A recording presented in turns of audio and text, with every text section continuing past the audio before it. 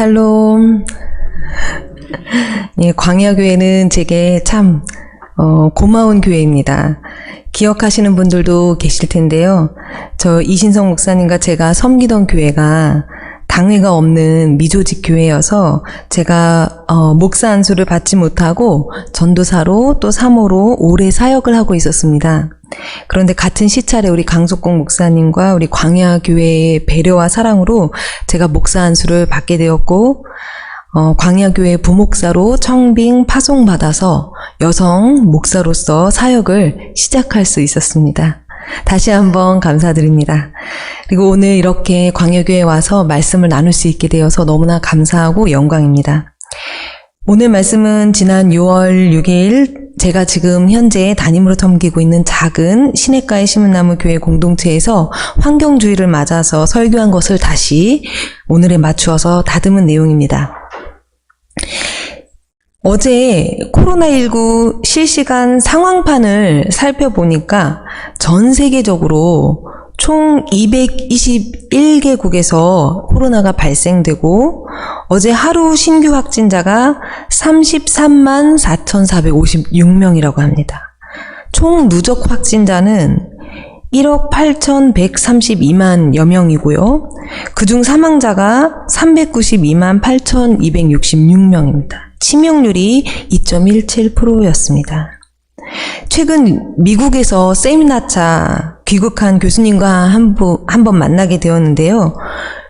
오셔가지고 한국 식당에서 사람들이 이렇게 식사하고 일상적인 생활을 하는 걸 보면서 적잖이 놀라셨다고 하셨습니다.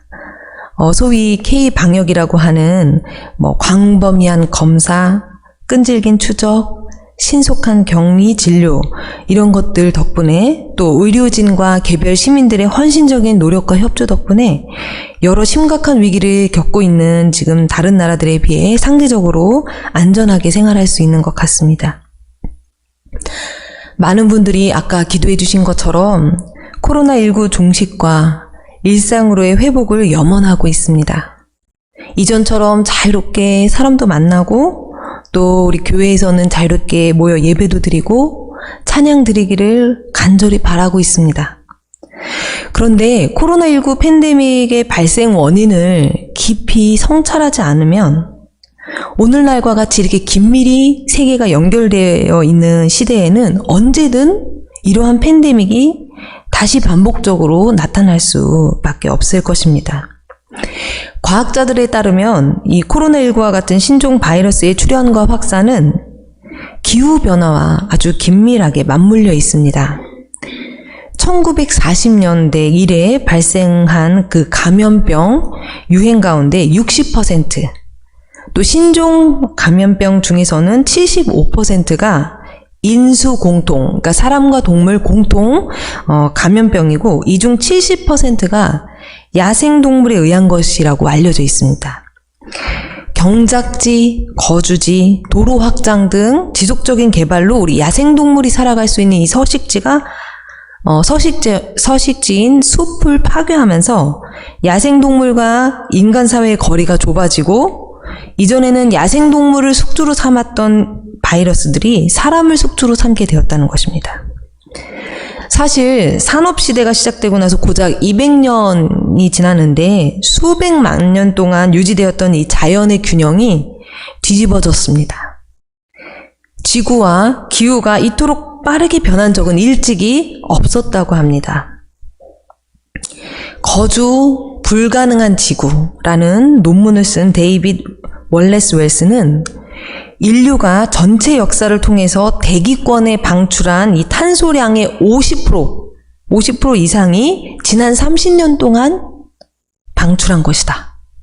제2차 세계대전 이후 방출한 양은 85%에 이른다고 보고했습니다. 좀 더 우리 삶에 가까운 사례를 보자면 2016년 멀지 않죠? 2016년 크리스마스에 잘 모르셨겠지만 북극이 결빙점 이상의 온도를 보였습니다. 탄소로 인한 지구 온난화 현상은 지구의 온도를 높였고 지속적인 고온은 세계 곳곳에 산림 파멸을 가져왔습니다. 미국의 경우 뉴스를 많이 보셨겠지만 산불 계절이라는 어떤 시기가 있는데 전보다 78일 더 길어졌고 전혀 예상치 않았던 도처에서 가뭄이 원인이 되어서 나타나는 산불이 일어났습니다. 그나마 바다가 지구온난화에 의해 발생된 이 열의 90% 이상을 그 물이 흡수하면서 균형을 잡아주고 있었는데 이제는 한계점에 다다라서 바닷물이 산성화되어가지고 2015년 이후 3년 동안 전 세계 산호초, 바다 깊은 곳에 사는 이 산호초의 3분의 2가 해수온도 상승으로 죽었다고 합니다. 물고기뿐 아니라 바다 전체 먹이 사슬이 끊어져 버릴 위험에 처해 있습니다. 바닷물 온도가 올라가면서 물이 팽창하고 얼음은 녹고 해수면이 올라갑니다. 1년 중 홍수 일수가 늘어나고 상시적으로 침수되는 지역이 넓어지고 있습니다. 동물들 역시 제6차 대량 멸종이라고 우리가 부를 수 있는 그런 것들이 진행되면서 지구상의 다양한 그 생물종들이 과거보다 적어도 100배의 속도로 멸종되고 있습니다. 작년에 기사를 보니 우리 장마가 한 58일 이상 이렇게 지속됐다고 해서 우리가 너무 이상해졌다, 지구가 이상해졌다 막 이런 이야기를 많이 했었는데요. 단지 이렇게 비 오는 날이 많아졌네 하는 정도가 아닌 상황이죠. 사도 바울은 오늘 우리에게 로마서 12장 2절 말씀을 통해서 이렇게 권면하고 있습니다. 너희는 이 세대를 본받지 말고 오직 마음을 새롭게 함으로 변화를 받아 하나님의 선하시고 기뻐하시고 온전하신 뜻이 무엇인지 분별하도록 하라 라고 말입니다. 하나님이 정말 원하시고 바라시는 삶은 어떤 삶일까요? 하나님이 원하시는 삶이란 지금 바로 이곳에서 하나님의 뜻이 무엇일까? 어디에 있을까? 깨닫는 삶이고 그것을 분별하는 삶이라 할 수 있겠습니다. 2021년 6월 마지막 주 코로나19라는 미중유의 팬데믹 속에서 또 기후변화의 한복판에서 하나님이 우리에게 바라시는 선하시고 기뻐하시고 온전하신 뜻이 무엇인지 한번 생각해 보았으면 합니다. 최근에 제가 이 기후변화 문제가 너무나 심각하다는 것을 많이 느끼면서 그런 관련한 책들을 쭉 읽고 있는데요.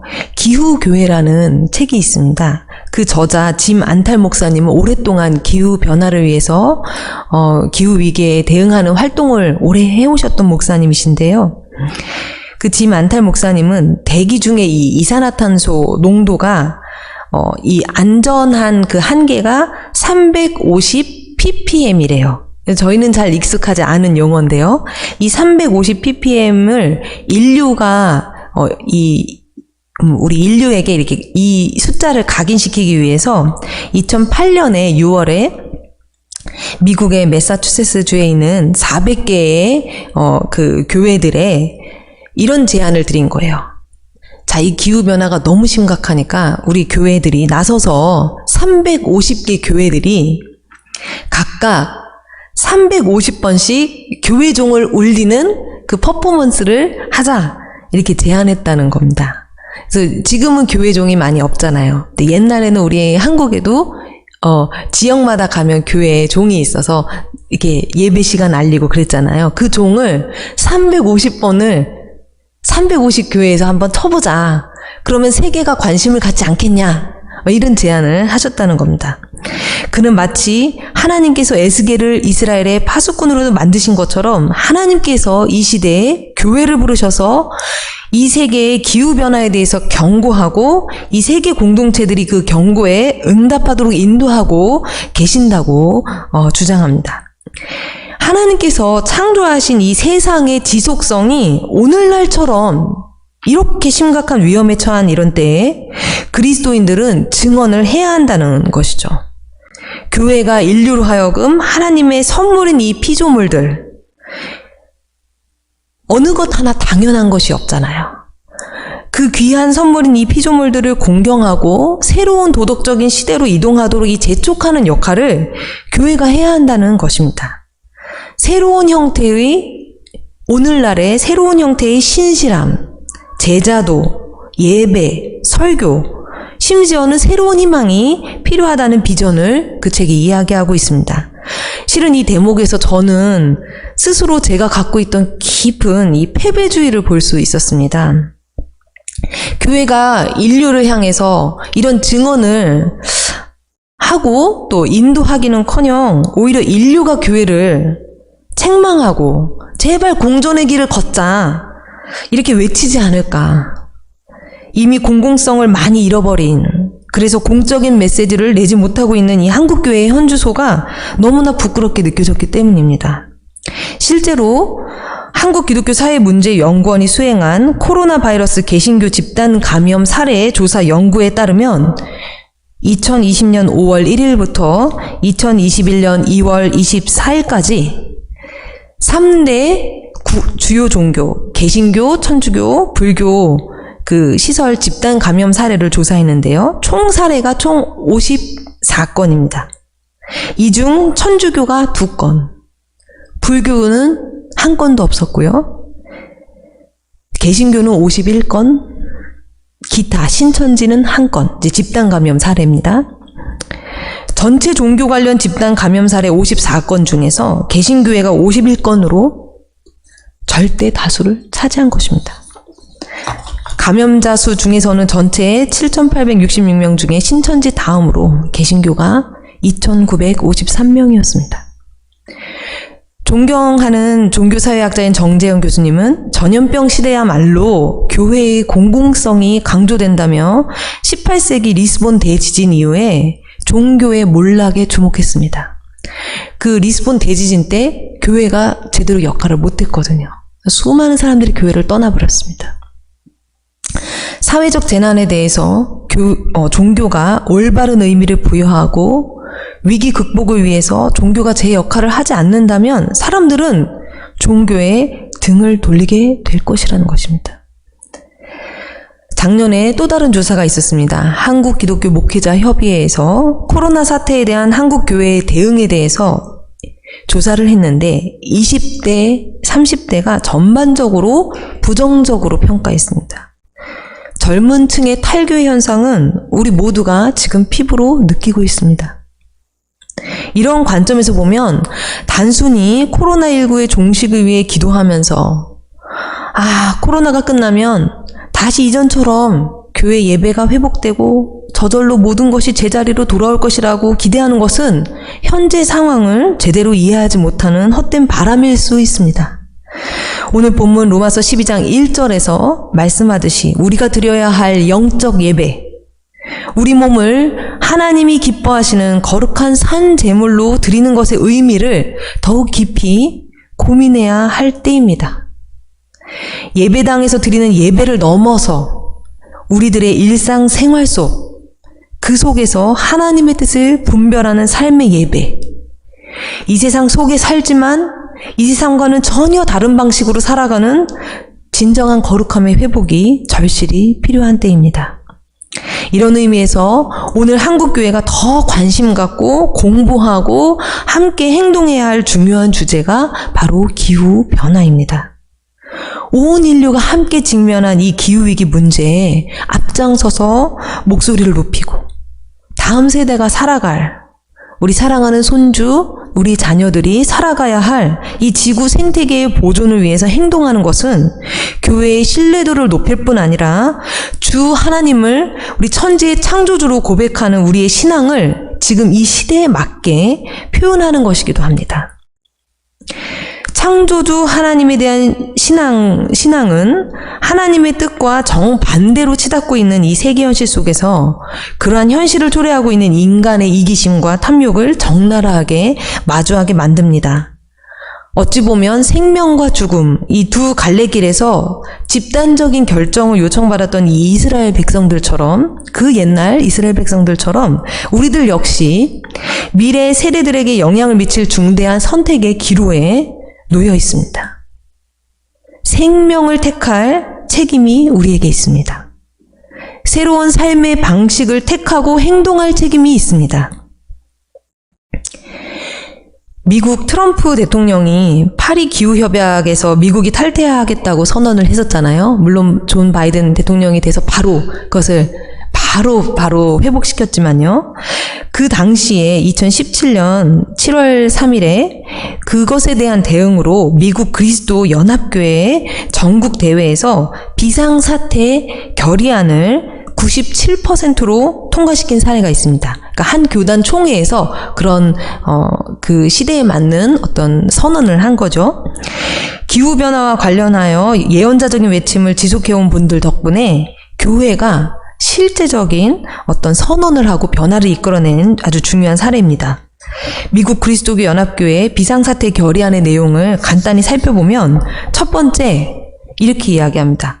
목회자들이 기후변화에 대해 설교하도록 촉구하면서 예수를 따르는 우리는 우리의 공동의 집을 보호하라는 하나님의 부르심에서 물러서지 않을 것이라고 선언했습니다.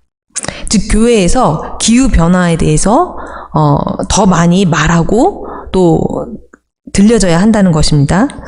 두 번째, 우리가 소망하는 변화들을 구체화해서 각 지역 마을과 도시 단위로부터 아래로부터 미래 세대를 위해서 보다 안전하고 지속 가능한 미래로 옮겨가기 위한 구체적인 실천 운동을 하자면서 제안들을 했습니다. 특별히 기후 문제는 그 생태 정의, 기후 정의라는 문제랑도 맞물려 있는데요. 이런 기후 위기 상황이 가난한 사람들 또는 유색 인종들 더 소외받는 분들한테 더 큰 피해로 다가온다는 거죠. 그런 부분들도 고려해야 된다는 이야기가 포함되어 있습니다. 마지막으로 이 결의안에서는 다음과 같이 교회가 대중 앞에서 이 진리를 선포할 것을 촉구했습니다. 화석 연료를 쓰는 이 산업 기반의 모든 확대를 거부하자. 모든 공동체들이 사용 가능한 신재생 에너지 자원을 요구하자. 화석 연료가 당연시된 우리 생활이잖아요, 일상. 화석 연료를 제하고서는 상상할 수 없는 그런 우리 일상들인데요. 이 화석 연료에 의존하지 않는 삶에 대해서 우리가 막 이야기하고 거리에서, 주청사에서, 전화로, 이메일로, 언론 매체를 통해서 우리의 시간과 재정적 자원들을 사용하고 기도로 헌신하면서 우리가 가진 이 가슴 속에 있는 그 환희, 우리가 보는 것에 이 자연, 지금 남아있는 우리 자연의 아름다움, 이 어린이들을 위한 희망을 가지고 정말 이 사회를 보다 정의롭게 만드는데 우리의 모든 노력을 경주하자고 끝맺었습니다.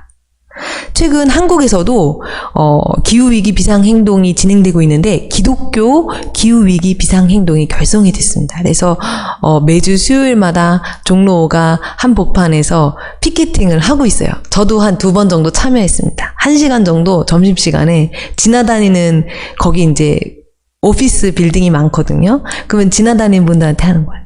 우리 기후위기가 얼마나 심각한지 한국교회가 앞장서야 한다. 막 이런 피켓을 들고 계속 알리고 있어요. 점점 사람이 늘고 있습니다. 근데 꼭 종로가가 아니라 각 지역에서, 울산, 포항, 각 지역에서 그렇게 깨어있는 교회들이, 성도님들이 또 일반 시민들이 함께 연대해서 목소리를 내고 있는 거예요. 광야교회를 비롯해서 우리 한국교회들이 기후변화에 보다 관심을 갖고 하나님이 창조하신 이 아름다운 피조 세계를 보존하는 이 일에 앞장서시기를 간절히 바랍니다. 다만 이전 삶으로의 회귀가 아니라 정말 창조주 신앙으로 살아가는 새로운 삶에 대해서 상상하고 말하고 함께 행동하기를 바랍니다. 우리 각 사람이 나와 내 가족, 우리 교회의 구원과 부흥을 넘어서 전 지구적, 우주적 차원의 하나님 나라를 꿈꾸고 기후위기 시대에 걸맞은 새로운 신앙, 지구를 공경하고 살리는 신앙으로 하나님의 선하시고 기뻐하시고 온전하신 뜻을 이루며 살아가기를 축원합니다. 마지막으로 지구를 공경하는 신앙이란 책이 있는데요. 그 맨 첫 페이지에 나오는 문구를 읽어드리고 말씀을 마치려 합니다. 땅과 물, 불, 바람, 지수, 화풍이라는 오래된 똑같은 물질 재료들을 사용해서 매 24시간마다 하나님은 그것들 가운데서 뭔가 새로운 것들을 창조하신다. 매일 아침 당신은 잠에서 깨어나 영원 속에서 일찍이 전에도 없었고 앞으로도 다시 또 없을 그 무엇을 만난다. 그리고 잠에서 깨어난 바로 당신도 이전과 똑같지 않고 앞으로도 다시는 똑같지 않을 것이다. 우리를 창조하신 하나님은 매일매일 이 세계를 다시 새롭게 하시는 분이십니다. 우리 각 사람을 새롭게 하시는 분이시고 교회를 새롭게 하시는 분이십니다. 우리를 새롭게 하시는 그 하나님의 부르심에 응답하는 우리 모두가 되기를 소원합니다.